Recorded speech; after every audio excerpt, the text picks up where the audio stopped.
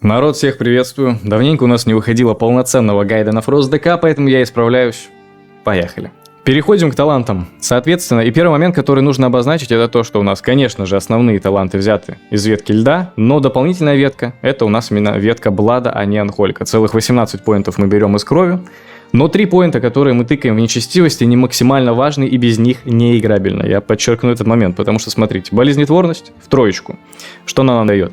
Наши дотки получают 30% шанс на то, что они не будут задиспелены. Поскольку у нас таланта нечестивая порча не имеется в данном билде, через лик смерти мы не можем зафиксировать наши дотки на цели, а это напрямую влияет на наш дэмэдж. Если у нас 2 дотки висит, уничтожение дамажит больше. Дотки не висят, уничтожение дамажит меньше. Ну, это вы все понимаете. Поэтому болезнетворность дает нам дополнительный шанс на то, что за один диспел дотка не будет скинута. Но это уже приятно, это такая мини-нечестивая порча. Тут 100% фиксация доток, да, а тут 30% шанс. Мало, но поскольку этот талант находится в самой первой строчке, в самом верхнем тире, ничего не нужно качать дополнительно, чтобы до него дойти, поэтому мы спокойно, вообще без каких-либо загрызений совести берем 3 таланта и выкачиваем болезнетворность. По Бладу мне нравится усиленный захват рун выкачивать в троечку, потому что, он, во-первых, будет кдшиться в 2 раза меньше, так, минута, а с талантом будет КД 30 секунд. Плюс восстанавливает в 2 раза больше хп. Раз в 30 секунд за одну руну крови восстановить себе до хрена, прям такой большой, обильный кусочек хп. Это очень приятно, я не знаю, зачем от этого отказываться. Если вы вдруг не хотите, можно в целом не брать. Тогда я, опять же, не знаю, что можно выкачать. Можно выкачать повелитель рун смерти, чтобы у вас удар смерти, которым вы хилитесь, да, перерабатывался в руны, допустим, нечестивости. Точнее, в руны смерти. Это вы поняли. Но, опять же, я рекомендую играть через захват рун, потому что, а почему бы и нет. Во Фросте заиметь дополнительный отхил, конфетный вариант. Остальные таланты плюс-минус опциональные в Бладе, просто повышаем там себе шанс на крит, увеличиваем скорость КД, точнее набора сил рун и так далее. Тут все довольно просто.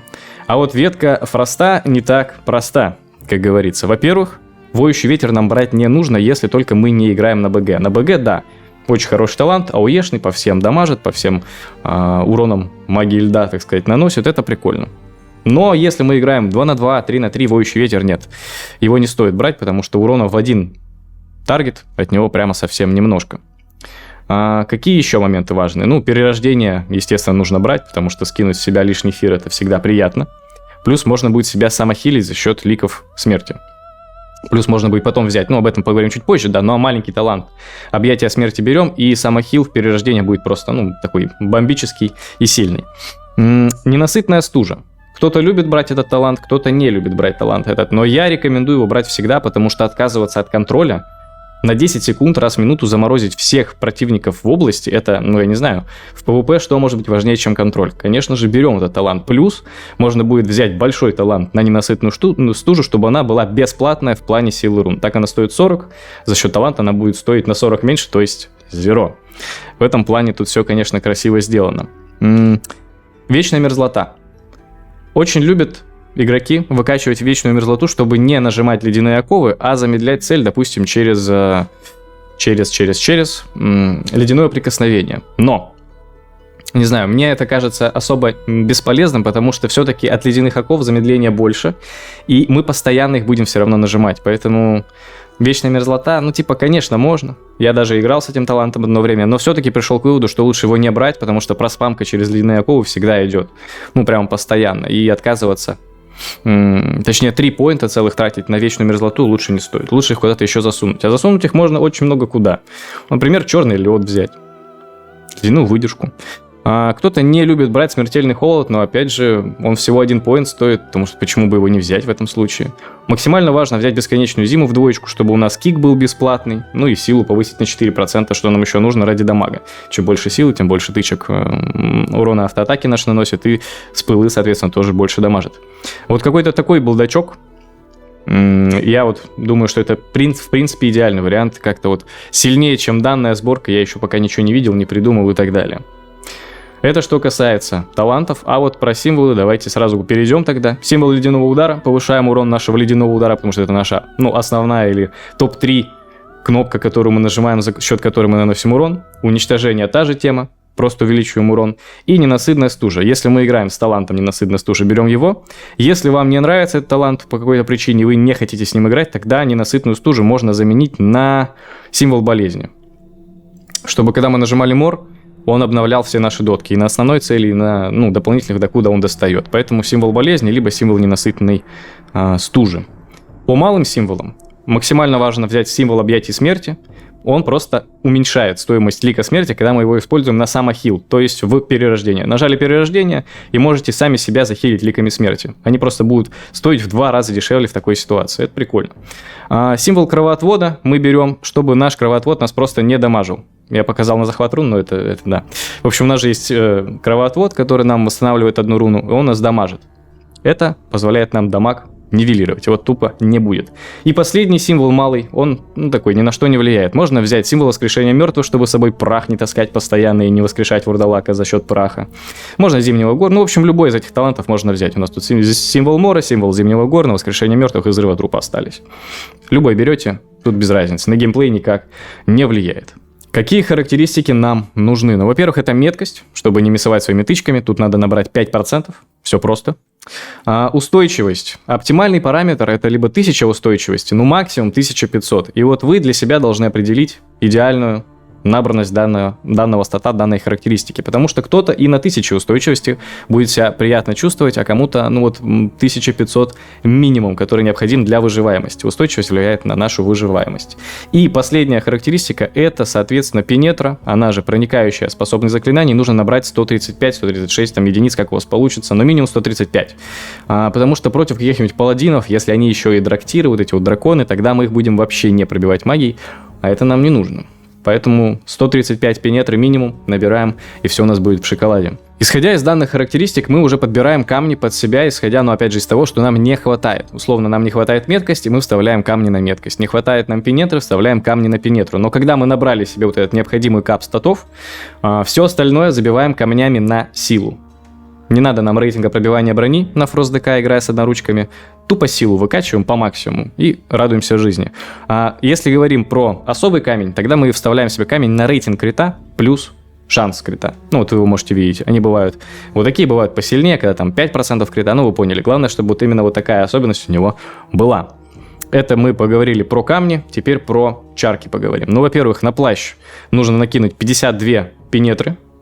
Покупаете на аукционе, просто зачариваете плащ, никаких проблем. А вот с чарками на наплечники и с чарками на шлем придется немножечко попотеть. Если вы никогда не бегали на озере ледяных оков, вам нужно будет выиграть пару боев, соответственно. Потом прилететь туда, когда ваша фракция победила битву, и у непися, вы его сразу найдете, там тролль стоит, можно не у тролля покупать. В общем, в главном вот этом здании покупаете себе чарку на плащ, чарку на наплечник и чарку на шлем. Вот они, соответственно. На шлем 50 сил атаки, 20 устойчивости, на наплечник 40 сил атаки, 15 устойчивостью. Как-то так. Забыл упомянуть про гравирование. В общем, на одну одноручку мы накидываем руну ледяного жара, чтобы повысить наш урон от магии льда и сопротивляемость цели, соответственно, этому урону. Плюс ее можно настакивать. И на вторую одноручку закидываем руну павшего рыцаря, чтобы дропалось на нас, при проке, да, дополнительная хп и дополнительная сила на 15%. Вот такие вот две самые прекрасные руны. Теперь, когда мы знаем, какие статы и характеристики нам нужны, определимся с лучшей расой. В общем, для меня в Орде лучшим выбором будет ночнорожденный. Там активка не такая приятная, но вот пассивки просто бомбические. Я бы даже сказал, бомбяу пассивки. В общем, смотрим. Увеличенный показатель брони, а у ФДК чем больше брони, тем больше урона. С некоторой вероятностью мы можем получить баф, опять же, на урон магический против цели, и РПБ против этой цели на 4% будет повышено. Прикольно. И также у нас идет пассивное восстановление нашей силы рун за счет, опять же, пассивки. Это классно, это супер классно.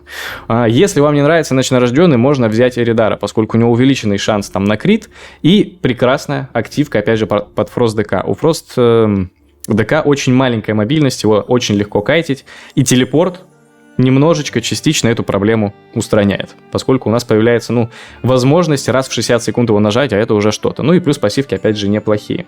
И если вам даже эти два товарища не нравятся, либо вы не хотите их открывать, допустим, тогда можно взять, стандарта уже под ДК, это Blood Elf, потому что у него такие, неплохие пассивочки, но очень классная активка «Волшебный поток», которая в радиусе дает и немоту, и мгновенно вам останавливает 60 единиц силы рун. Это классно. Если мы рассуждаем про альянс, то здесь, наверное, можно взять озаренного Дрене, потому что они мне просто нравятся. Прикольные довольно пассивочки. Вот активка не так наверное, важна для фрост-ДК, поскольку она дает замедление, но у нас есть возможность постоянно спамить ледяные оковы. Возможно, если вы берете озаренного Дренея, тогда можно взять талант Вечная Мерзлота, 3, чтобы ледяные оковы вообще не использовать, а чисто замедлять цель за счет Вечной Мерзлоты и плюс активки ПВПшной озаренного Дренея. Ну, блин, не знаю, смотрите сами. Мне как-то не очень нравится этот вариант, если честно. Дворфы черного железа, увеличенный крит, увеличенная броня, и они просто классные. Плюс у нас будет стан. Бросок молота — это стан. У ФДК стана нет, есть только контроль вот на 10 секунд ОЕшный, но это не стан, это, я не помню, что это, сон, паралич, неважно. Главное, что это не стан, и у нас будет дополнительные 3 секунды прекрасного контроля. Это тоже нужно учитывать. Ну и, допустим, 3-й вариант пусть будет Эльф Бездны, потому что может замедлять, и также пассивочки у него прикольные. Но, в общем, за Орду я бы выбирал Ночнорожденного либо Эридара. За Альянс я бы, наверное, выбрал Дворфа Черного Железа. Ну, скорее всего, его, не знаю. Мне кажется так. Какие профессии нам нужны? Во-первых, их 3. Это инженерное дело, кузнечное дело и ювелирка, что дает нам каждая профессия. В инженерном деле мы выкачиваемся на уровень мастерства 400, и нам будет доступен, соответственно, рецептик, который называется нарукавная зажигательная ракетница. Мы можем накинуть эту чарку на перчатки и раз в 45 секунд выстреливать в противника, нанося 2500-4000 единиц урона. В общем, дополнительный нюк, дополнительная кнопочка, от которой никто не должен отказываться. Это что касается инженерки. По кузнечному делу мы можем, опять же, выкачать себе до уровня 400 навык и сможем тогда себе в перчатках и в наручах дополнительное гнездо, дополнительный сокет выковать. То есть в наручах его вообще не должно быть, в перчатках мы +1 получаем дополнительный сокет, туда вставляем наши камни, потому что это прикольно. И 3-я профессия — это ювелирное дело, она у меня не вкачана, но, в общем, опять же, на максимальном левеле прокачки почти, до 400 нужно ее поднять, да, вы сможете создать или купить и вставить, в общем, в свои сокеты 3 супер усиленных камня. Без ювелирки вы эти усиленные камни вставить не сможете, а с ней как раз-таки возможность такая у вас появляется. Поэтому инженерка, нарукавная ракетница, кузнечное дело, дополнительные сокеты в наручах и в перчатках, и ювелирное дело 3 дополнительных супер камня. Итак, народ, наша бурстовая ротация, сейчас мы про нее поговорим, но всегда нужно вам помнить, что контроль в нее, естественно, не входит. Это вещь ситуативная, мы можем как сначала всех заморозить, понимаем, что у хила, допустим, нет тринкета, и потом начинаем нашу бурстовую ротацию. Либо мы можем ее начать, дойти до момента, когда нужно прожимать усиленное руническое оружие, в этот момент закинуть удушение в хила, или, опять же, ту же вечную мерзлоту, точнее, ненасытную стужу, и продолжить нашу бурстовую ротацию. Но как она выглядит вообще, такая идеальная на бумаге, да? Мы прожимаем наш бурстовой спелл, несокрушимую броню, заражаем наш таргет 2 дотками через удар чумы и вот каким-то ледяным спеллом. Если у вас взят талант, соответственно, Вечная Мерзлота, тогда вам будет логичнее закинуть ледяное прикосновение. Если у вас этого таланта нет, тогда ледяные оковы. Главное, чтобы 2 дотки висели на нашем таргете. Потом призываем Вурдалака и тратим наши 2 руны крови на, соответственно, удар крови, потому что больше их, по сути, тратить некуда. Восстанавливаем нашу руну крови, перерабатываем ее в руну нечестивости, в руну смерти, и за этот счет можем сразу нажать уничтожение. Потом у нас уже накопилось почти максимум силы рун, мы ее сливаем на ледяной удар, нажимаем еще одно уничтожение, и, по идее, сейчас у нас все руны будут на КД. Что мы тогда делаем? Нажимаем усиленное руническое оружие, откэдэшиваем все руны и идем по кругу. Снова заражаем цель нашими дотками, потому что, скорее всего, они будут подходить к концу. Либо через 2 данных спыла, либо через мор, если у вас взят большой символ на мор. Ну, в общем, смотрите, да, главное, чтобы 2 дотки были. И снова все сливаем на уничтожение, на ледяной удар, и руны крови тратим либо на удар крови, либо на, соответственно, захват рун, потому что нам нужно будет подхилиться. Если нам хилиться не нужно, тогда, тратим их просто на дамаг, на удар крови. Ну вот так, народ, я на этом заканчиваю. Если нашли какую-то несостыковочку, пишите коммент. Или если остались вопросы, тоже, естественно, пишите, будем разбираться. Не забывайте про группу в телеграм-канале. И увидимся с вами на новых видео. Всем удачи, всем пока.